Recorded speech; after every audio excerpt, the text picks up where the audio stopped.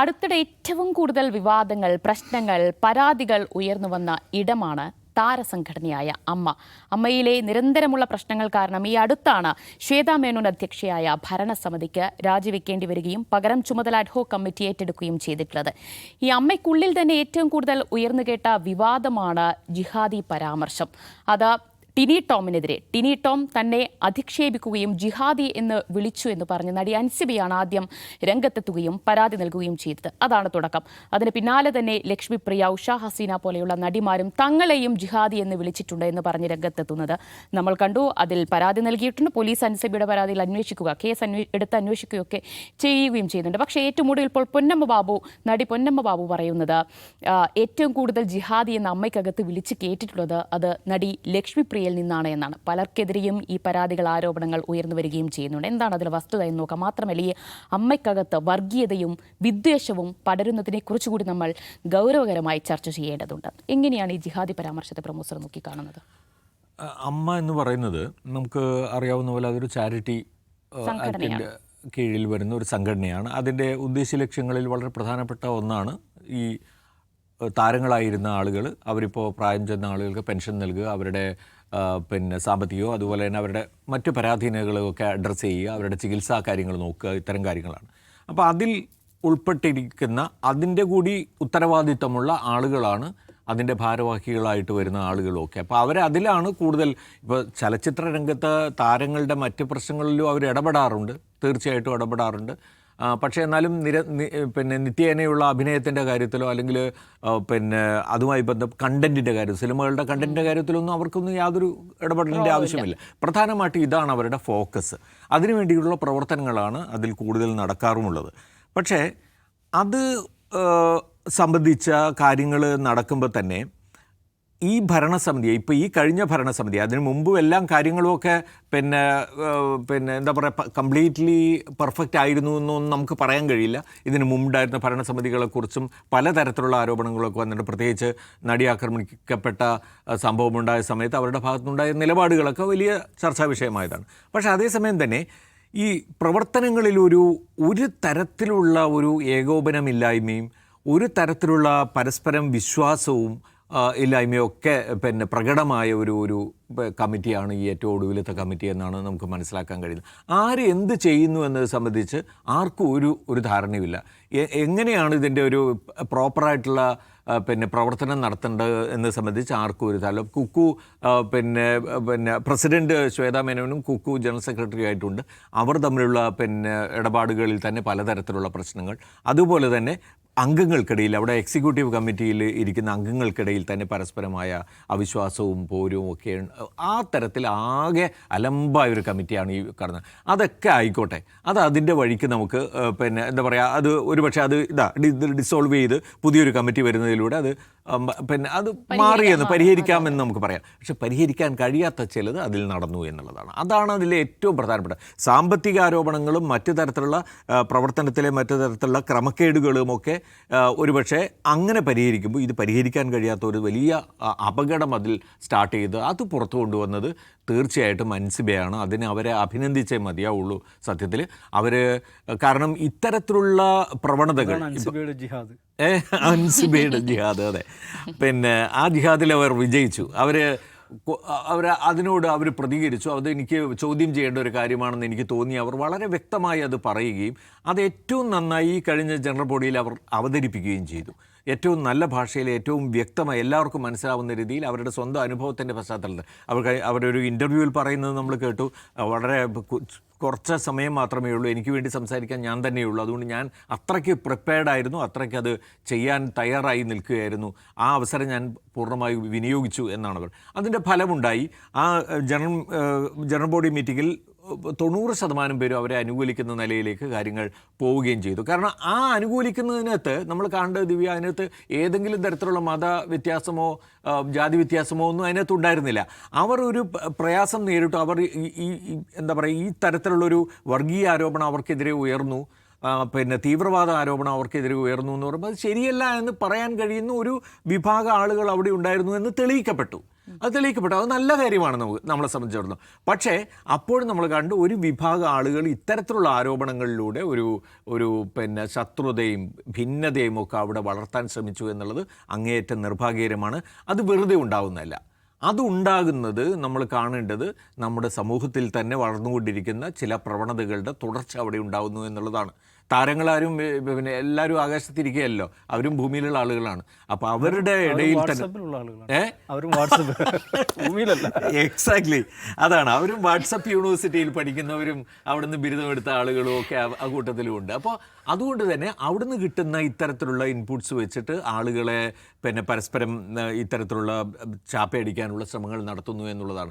നമ്മുടെ സമൂഹത്തിൽ അന്യത നടന്നുകൊണ്ടിരിക്കുന്ന സാധനം അവിടെയും വന്നു എന്നുള്ളതാണ്. അതൊരിക്കലും അനുവദിക്കാൻ കഴിയാത്തൊരു ഇടമാണ് അത് എന്ന് മനസ്സിലാക്കുന്നതിൽ അൻസിബ വളരെ കെയർഫുള്ളായ ഒരു ഇടപെടൽ നടത്തി. വളരെ യങ്ങാണ് അവർ വലിയ സീനിയർ ആയിട്ടുള്ള ഒരാളൊന്നും അല്ലല്ലോ.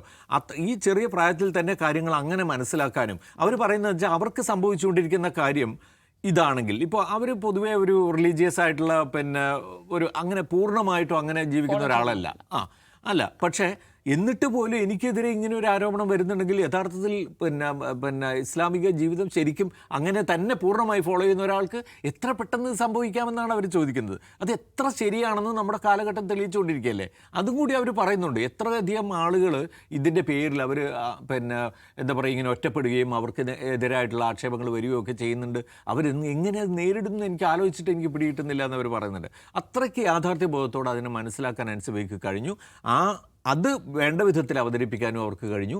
അതിലൂടെയാണ് ഇപ്പോൾ ഈ ശബ്ദം ഉയർന്നു വരാനൊരു കാരണവും ഈ വിമർശനങ്ങൾ അവിടെ വരാൻ. ഇനി തീർച്ചയായിട്ടും അതുമായി ബന്ധപ്പെട്ട ലീഗലായിട്ടുള്ള നടപടികൾ അതിൻ്റെ വഴിക്ക് നടക്കും എന്ന് പ്രതീക്ഷിക്കാം. അതിൽ തന്നെ അൻസിബയെ സംബന്ധിച്ചിടത്തോളം വേറൊരു കേസ് കൊടുത്തതിന് അതിനകത്ത് ഒരുപാട് പരാതികളും പ്രശ്നങ്ങളും അവർക്കുണ്ട്. അതൊക്കെ അതിൻ്റെ നടക്കട്ടെ. ഇനിയിപ്പോൾ പോലീസിൻ്റെ ഉത്തരവാദിത്വത്തിൽ വരുന്ന കാര്യങ്ങളാണത്. പക്ഷേ ഞാൻ പറയുന്നത് സിനിമാ രംഗത്ത് കൂടി പോലീസ് ഹരാസ് ചെയ്തു അവരുടെ പരാതി ഉണ്ടല്ലോ, അതുണ്ട്. ഭയങ്കര ഗൗരവമുള്ള പരാതിയാണ്. 3 മണിക്കൂർ അവരെ പോലീസ് സ്റ്റേഷനിൽ ഇരുത്തി ഒരു കാര്യത്തിന്. അപ്പോൾ അവിടെ കണ്ടതെന്ന് വെച്ചപ്പോൾ അതിൽ ആ പരാതി പിന്നെ ആ പരാതി കൊടുത്ത ഈ ലക്ഷ്മി പ്രിയ അവരെക്കുറിച്ച് തന്നെയാണല്ലോ ഈ ജിഹാദി എന്ന് പറയുന്ന പരാമർശം ഏറ്റവും കൂടുതൽ നടത്തിയത്. അവരെ നമ്മൾ കണ്ടല്ലോ കഴിഞ്ഞ തെരഞ്ഞെടുപ്പ് കാലത്ത്. അവർ പിന്നെ BJPയുടെ സ്ഥാനാർത്ഥിയായി നിൽക്കാൻ പോയിട്ട് അവർ ഇത് പേരില്ല എന്ന് കണ്ട് അവർ ഒഴിവായി പോയതാണ്. അപ്പോൾ അവരുടെ പൊളിറ്റിക്സും ഒക്കെ നമുക്ക് വളരെ വ്യക്തമാണ്. അപ്പോൾ അതുകൊണ്ട് തന്നെ അതിൽ അൻസിബ പറയുന്ന കാര്യങ്ങളിൽ നമുക്ക് പ്രാഥമികമായിട്ട് തന്നെ നമുക്കൊരു തോന്നൽ ഉണ്ടാവാനുള്ള സാധനം തെളിയിക്കപ്പെട്ടെ. പക്ഷെ അവർ ഏറ്റെടുത്ത ആ ദൗത്യം എന്ന് പറയുന്നത് നമ്മൾ ശ്ലാഘിക്കേണ്ട ഒരു കാര്യമാണ്. അമ്മ പോലുള്ള ഒരു സംഘടനയിൽ സിനിമാ രംഗത്ത് ഇതൊക്കെ കടന്നു വന്നു കഴിഞ്ഞാൽ നമ്മൾ വിചാരിക്കുന്നതിലും കൂടുതൽ വലിയ കുഴപ്പങ്ങൾ, സമൂഹത്തിലല്ലാതെ തന്നെ പ്രശ്നങ്ങളൊക്കെ ഉണ്ട്, പക്ഷേ ഇത് അതിനേക്കാളൊക്കെ വലിയ കുഴപ്പങ്ങളിലേക്ക് അത് എത്തിപ്പെടും, അത് നമ്മളെ എത്തിക്കുമെന്നുള്ള കാര്യത്തിൽ സംശയമില്ല. അക്കാര്യത്തിൽ അൻസിബ തീർച്ചയായിട്ടും ഒരു ഹാറ്റ്സ് ഓഫ് അവർ അർഹിക്കുന്നുണ്ടെന്നാണ് എൻ്റെ.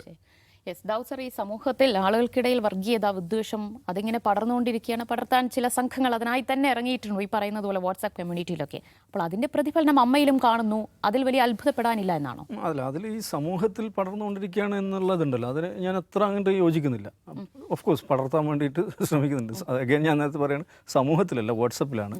ഭൂമിയിൽ ജീവിക്കുന്ന മനുഷ്യർ ഇത് ബാധിക്കുന്നില്ല. വാട്സപ്പിൽ ജീവിക്കുന്ന മനുഷ്യരാണ് ഇതിൽ ഇങ്ങനെ അസ്വസ്ഥരായിക്കൊണ്ടിരിക്കുന്നത്. അത് എത്രത്തോളം എന്ന് വെച്ചാൽ കഴിഞ്ഞ ദിവസം കേരളത്തിലൊരു ടെലിവിഷൻ ചാനലിൽ നടന്ന ചർച്ച ദിവസം ശ്രദ്ധിച്ചെന്നും അറിയില്ല. ഫുട്ബോൾ ജിഹാദാണ്. അതിന് ഫുട്ബോളിന് ലഭിച്ചുകൊണ്ടിരിക്കുന്ന ഈ വലിയ സ്വീകാര്യത, ഫുട്ബോൾ ഫാൻഡം, അതൊക്കെ ജിഹാദിൻ്റെ ഭാഗമാണ്, വലിയ തോതിലുള്ള ഇസ്ലാമികവൽക്കരണത്തിൻ്റെ ഭാഗമാണ്. ചാമ്പ്യൻസ് ലീഗ് എന്നൊക്കെ കേട്ടപ്പോൾ മുസ്ലിം ലീഗിൻ്റെ എന്തോ ഒരു പോഷക സംഘടനയാണ് എന്ന് വിചാരിച്ചു. അപ്പോൾ അങ്ങനെ തന്നെ പറയുന്നുണ്ടോ, ചാമ്പ്യൻസ് ലീഗിലും മറ്റേ യൂറോപ്യൻ ലീഗുകളിലൊക്കെ ഏറ്റവും കൂടുതൽ ഇൻവെസ്റ്റ് ചെയ്യുന്നത് സൗദി അറേബ്യയാണ്, ഖത്തറാണ്. അപ്പോൾ അവരുടെ ഇസ്ലാമികവൽക്കരണ അജണ്ടയുടെ ഭാഗമാണ്. പോൾ പോഗ്ബ അതിൻ്റെ ആളാണ്, കരീം ബെൻസേമ അതിൻ്റെ ആളാണ്. മലബാറിലാണ് ഈ ഫുട്ബോൾ ഫാൻഡം ഏറ്റവും കൂടുതലായിട്ടുള്ളത്, അത് ജിഹാദിൻ്റെ ഭാഗമാണ്. ഒരു ബ്രോഡ്കാസ്റ്റ് ചാനലാണ് ഇത്, ഈ യൂട്യൂബല്ല, മറ്റേ കേന്ദ്രത്തിൻ്റെ ലൈസൻസിൽ പ്രവർത്തിക്കുന്ന ഒരു ബ്രോഡ്കാസ്റ്റ് ചാനലും അവരുടെ മുതിർന്ന മാധ്യമ പ്രവർത്തകർ വന്നിട്ട് വിശകലനം നടത്തിക്കൊണ്ടിരിക്കുകയാണ്. അതിൽ ഒരാൾ നേരത്തെ CPMൻ്റെ ചാനലിലെ പ്രമുഖ അവതാരകയായിരുന്ന ആൾ കൂടെയാണ്. അപ്പോൾ ഇങ്ങനത്തെ മനുഷ്യർ കൂടെയുള്ള ലോകത്താണ് നമ്മൾ ജീവിക്കുന്നത്. അവരിത്തരം സംഗതികളിങ്ങനെ പറഞ്ഞുകൊണ്ടിരിക്കും, അത് ഈ വാട്സപ്പിൽ പ്രചരിക്കും. അത് കൺസ്യൂം ചെയ്യുന്ന കുറച്ച് ആളുകളുണ്ട്, ഓഫ് കോഴ്സ് അത് കൺസ്യൂം ചെയ്യുന്ന. പക്ഷെ അവർ ഞാൻ മുമ്പ് പറഞ്ഞിട്ടുണ്ട്, അവർ യഥാർത്ഥത്തിൽ ചെയ്തുകൊണ്ടിരിക്കുന്നത് അവർ സമൂഹത്തിൽ ഹാം ചെയ്യുന്നതിൽ കൂടുതൽ അവർക്ക് തന്നെ ഹാം ചെയ്യുകയാണെന്നാണ് വിചാരിക്കുന്നത്. അവർക്ക് തന്നെയാണ് ഹാം ചെയ്യുന്നത്. അവർ റെപ്രസെൻ്റ് ചെയ്യുന്നത് ഏത് വിഭാഗത്തെയാണോ, ഏത് കമ്മ്യൂണിറ്റിയാണോ, ഏത് ക്ലാസ്സിനെയാണോ അവരെയാണ് ഹാം ചെയ്യുന്നത് എന്ന് പറഞ്ഞാൽ ഇതാണ്ട് ചുറ്റും ഇങ്ങനെ ജിഹാദ് നടന്നുകൊണ്ടിരിക്കുകയാണ്. രാവിലെ പല്ല് തേപ്പ് കഴിഞ്ഞിട്ട് ഒരാൾ അവിടെ ജിഹാദ്, ഇവിടെ ജിഹാദ്, അപ്പുറത്ത് ഇങ്ങനെ ആലോചിച്ച് കൊണ്ടിരുന്നല്ല. അത് ആരെയാണ് കൂടുതൽ എഫക്റ്റ് ചെയ്യുക? അത് ഈ മനുഷ്യൻ്റെ പേഴ്സണൽ ഗ്രോത്തിനെ തന്നെ ബാധിക്കില്ലേ? മര്യാദയ്ക്ക് ഒരു ഹോട്ടലിൽ കയറി ഭക്ഷണം കഴിക്കാൻ പറ്റുമോ? അവിടെ ജിഹാദാണ്. എന്ത് ജിഹാദാണ്? ഹലാൽ ജിഹാദ്. പിന്നെ തുള്ളിമരുന്ന് കഴിക്കാൻ പറ്റുമോ? തുള്ളിമരുന്ന് ജിഹാദ് കണക്കുണ്ട്. ഭൂമി കച്ചവടം നടത്താൻ പറ്റില്ല, ലാൻഡ് ജിഹാദ് നടക്കുന്നുണ്ട്. പിന്നെ കോളേജിൽ പഠിക്കാൻ പറ്റില്ല, പിള്ളേർക്ക് അത് എന്താണ് ലവ് ജിഹാദ്. നമ്മുടെ പെൺകുട്ടിയെ കോളേജിൽ വിടാൻ പറ്റില്ല, അവിടെ ലവ് ജിഹാദ് നടക്കുകയാണ്. എവിടെ നോക്കിയാലും ജിഹാദ് തന്നെ, എവിടെ നോക്കിയാൽ. സെൻട്രൽ യൂണിവേഴ്സിറ്റിയിലേക്ക് വിടാനേ പറ്റില്ല, അവിടെ ജിഹാദോടെ ജിഹാദാണ്. എല്ലായിടും സിനിമയിൽ സിനിമ ജിഹാദ്. സിനിമ കാണാൻ പറ്റുമോ? എല്ലാ സിനിമയും ജിഹാദ് തന്നെയാണ് പ്രോത്സാഹിപ്പിക്കുന്നത്. സിനിമയിൽ ജിഹാദ്. ഇവൻ എന്ത് ചെയ്യുന്നേ? ഇവൻ്റെ കുട്ടികൾ എന്ത് ചെയ്യും? സ്വസ്ഥമായിട്ട് ഈ സമൂഹത്തിൽ ജീവിക്കാൻ പറ്റും? ഈ നമ്മുടെ ഈയിടെ മരിച്ച മാധ്യമ പ്രവർത്തകൻ ഐസമീലില്ലേ, ഐസമീലിൻ്റെ ഒരു നാടകമുണ്ട്, പാറ്റ എന്ന് പറഞ്ഞിട്ട്. ആ പാറ്റ എന്ന് പറഞ്ഞ നാടകത്തിൻ്റെ ഒരു പ്രമേയം എന്ന് പറഞ്ഞിട്ടുണ്ടെങ്കിൽ, ഒരു കുട്ടി സ്കൂളിൽ ഈ ശാസ്ത്രാഭിമുഖ്യമുള്ള കുട്ടിയാണ്. ഈ കുട്ടി ശാസ്ത്ര വിഷയങ്ങൾ നന്നായിട്ട് പഠിക്കും. അപ്പോൾ അതിൽ ഈ ബാക്ടീരിയകൾ, രോഗാണുക്കൾ, കീടാണുക്കൾ, ഇത് അന്തരീക്ഷത്തിൽ നിറയെ രോഗാണുക്കളും കീടാണുക്കളും ഉണ്ടെന്നാണല്ലോ ശാസ്ത്രം പറഞ്ഞു തരുന്നത്. എല്ലായിടത്തും രോഗാണുക്കളും കീടാണുക്കളുണ്ട്. അപ്പോൾ ഈ കുട്ടി ഇതിനെക്കുറിച്ച് പഠിച്ച് ഇവൻ എന്ത് ചോദിച്ചു, ഒരാൾക്ക് ഷെയ്ക്ക് ഹാൻഡ് കൊടുക്കാൻ പോലും പറ്റില്ല. ഷെയ്ക്ക് ഹാൻഡ് കൊടുക്കുമ്പോൾ ഇവൻ്റെ കയ്യിലൊരു ലെൻസ് ഉണ്ടാവും. എവിടെ പോകുമ്പോൾ ഇവൻ്റെ കയ്യിലൊരു ലെൻസ് ഉണ്ടാവും. ഈ ലെൻസ് കൊണ്ട് ഇവൻ്റെ കൈ പരിശോധിക്കും, മറ്റവൻ്റെ കൈ പരിശോധിക്കും. ഇത് വല്ല രോഗാണോ കീടാണോ ഉണ്ടോ ഇല്ലയോ എന്ന് ഉറപ്പ് വരുത്തിയിട്ടാണ് ഷെയ്ക്ക് ഹാൻഡ് ചെയ്യുക. ഷെയ്ക്ക് ഹാൻഡ് നടത്തിയ ശേഷം ഇവൻ അടുത്ത് ചെയ്യുന്ന വെച്ചാൽ ഇവൻ്റെ കൈ ശുദ്ധീകരിക്കുക, വാഷ് ചെയ്യുക എന്നുള്ളതാണ്. അപ്പോൾ ഈ കുഞ്ഞിൻ്റെ സ്കൂൾ കുട്ടിയാണ് ഇവൻ്റെ ജീവിതം താറുമാറാകുകയാണ്. ഇവൻ്റെ സുഹൃത്തുക്കളുമായിട്ട് ഇടപഴകാൻ പറ്റുന്നില്ല, ഒരിടത്ത് പോയി ഇരിക്കാൻ പറ്റും. ഇരിക്കുന്നതിന് മുമ്പ് അവൻ ലെൻസ് വെച്ച് നോക്കും. ഇതിൽ അധികം ഒന്നും പറയണ്ട, നമ്മുടെ സുരേഷ് ഗോപി MP ഏതാണ്ട് നിലവാരത്തിലേക്കൊക്കെ എത്തിയിട്ടുണ്ട്. ഞാൻ പറയാനിരിക്കാം, ആ കഥാപാത്രത്തെ നിങ്ങൾക്ക് മനസ്സിലാണെങ്കിൽ സുരേഷ് ഗോപിയുടെ വിഷ്വലുകൾ ശ്രദ്ധിച്ചാൽ മതി. ഇങ്ങനെ ഒരു കഥാപാത്രമാണ്. അപ്പം പാറ്റ എന്നാണ് നാടകത്തിൻ്റെ പേര്. പാറ്റ ഒരൊറ്റ കഥാപാത്രമുള്ള നാടകമാണ്. അപ്പോൾ ഈ കുട്ടിയുടെ ജീവിതം അസാധ്യമാകുകയാണ്. കാരണം അവൻ്റെ ചിന്ത എന്താണ്? എല്ലായിടത്തും അണുക്കൾ, രോഗാണു കീടാണു ബാക്ടീരിയ, രോഗാണു കീടാണു ബാക്ടീരിയ. അതേ അവസ്ഥയിലാണ് ഈ മനുഷ്യരെത്തിക്കുന്നത്. ഇവർക്ക് മൂവ് ചെയ്യാൻ പറ്റുന്നില്ല. എല്ലായിടത്തും ജിഹാദ്. ഫുട്ബോൾ കളിക്കാൻ പറ്റുന്നില്ല, ഫുട്ബോൾ കാണാൻ പറ്റുന്നില്ല, ഫുട്ബോൾ ഫാൻ്റെ ഭാഗമാകാൻ പറ്റുന്നില്ല. എന്തോന്ന് ചെയ്യും? അപ്പോൾ ഞാൻ പറയുന്നത് വെച്ചാൽ ഇത് സമൂഹത്തെ, ഓഫ് കോഴ്സ് സമൂഹത്തെ ബാധിക്കുമെന്ന് വെച്ചാൽ നമ്മുടെ സമൂഹം അതിനൊക്കെ മറികടന്നിട്ടുണ്ട്. അതിന് ഏറ്റവും വലിയ ഇതാണ് ഈ തെരഞ്ഞെടുപ്പ് ഫലങ്ങൾ. ഇത്രയധികം വർഗീയത ഉണ്ടാക്കാൻ ശ്രമിച്ച് തെരഞ്ഞെടുപ്പുണ്ടായി. സമൂഹം ഇതിനെ മറികടന്നുണ്ട്. പക്ഷേ സമൂഹത്തിലൊരു വിഭാഗം ഇങ്ങനെയുണ്ട്. അവരിതിങ്ങനെ കൺസ്യൂം ചെയ്യുന്നു, ഇത് പ്രൊഡ്യൂസ് ചെയ്യുന്നു, കൺസ്യൂം ചെയ്യുന്നു, പ്രൊഡ്യൂസ് ചെയ്യുന്നു. അപ്പോൾ അത് നമ്മുടെ അമ്മയിലെത്തിയിട്ടുണ്ട്. അത്രയേ ഉള്ളൂ. അതിലുള്ള പുതിയ വിശേഷം എന്ന് പറയുന്നത്. പക്ഷേ അതിനെ റെസിസ്റ്റ് ചെയ്യാൻ അതിനകത്ത് തന്നെ ഫോഴ്സ് ഉണ്ട്. അൻസിബ എന്ന് പറഞ്ഞ ഒരു ചെറുപ്പക്കാരിയുള്ള ഒരു നടി, അവരെത്ര ബോൾഡായിട്ടാണ് സംസാരിക്കുന്നത്. ഇപ്പോൾ വെണ്ണല ക്ഷേത്രത്തിൻ്റെ ഇത് സ്വീകരിക്കാൻ വളരെ എളുപ്പം ഈ വർഗീയതയുടെ ഇത് കൊണ്ടുവരാൻ പറ്റുന്നൊരു സംഗതിയാണല്ലോ. ഒരു ക്ഷേത്രത്തിൻ്റെ സ്പോൺസർഷിപ്പ് നമ്മുടെ പ്രോഗ്രാമിന് വേണ്ട എന്ന് ഇവർ പറഞ്ഞു. അതാണ് വലിയൊരു ഗുരുതരമായിട്ടുള്ള പിഴവായിട്ട്.